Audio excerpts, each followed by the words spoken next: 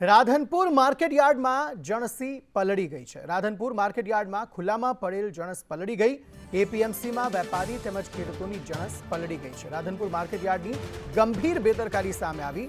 યાર્ડમાં વેપારીએ ખરીદેલ જણસી પલળી, જેમાં એરંડા, ચણા અને રાયડાનો પાક પલળ્યો છે અને મોટું નુકસાન અહીં જોવા મળી રહ્યું છે।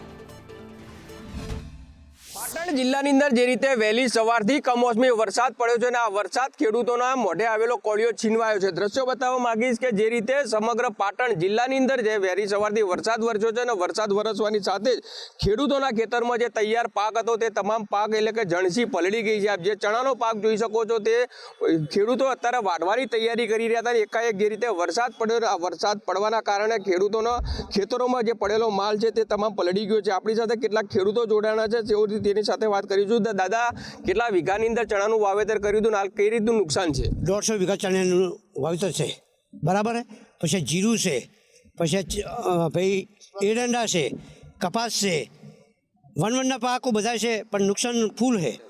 અત્યારે વાવેતરમાં ચણા, જીરું, સ્કોલ જીરું, રાયડો છે, સવા છે, એરંડા છે અને દવા નાખવાથી મચ્છીનું ઉત્પાદન ખૂબ આવ્યું હતું, તો દવા છાંટવાથી તૈયાર કરેલો માલ અત્યારે કમોસમી વરસાદ થવાથી એનાથી બગાડ વધારશે અને વીઘે 30-30 હજાર રૂપિયાનો ખર્ચો લાગે છે।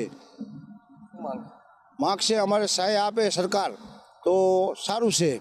ખેડૂતો માટે આફતનો વરસાદ એટલે કે કમોસમી આફતનો વરસાદ પડ્યો છે અને આ તમામ જે જણસ છે ખેડૂતોને અત્યારે પલળી ગઈ છે અને ખેડૂત એક જ માંગ કરી રહ્યો છે, સર્વે કરવામાં આવે ને સર્વે કરીને ખેડૂતને સહાય કરવામાં આવે ને ખેડૂતોને આપઘાત કરે તેવી પરિસ્થિતિ જોવા મળી રહી છે। ભરત પ્રજાપતિ, સંદેશ ન્યૂઝ, પાટણ।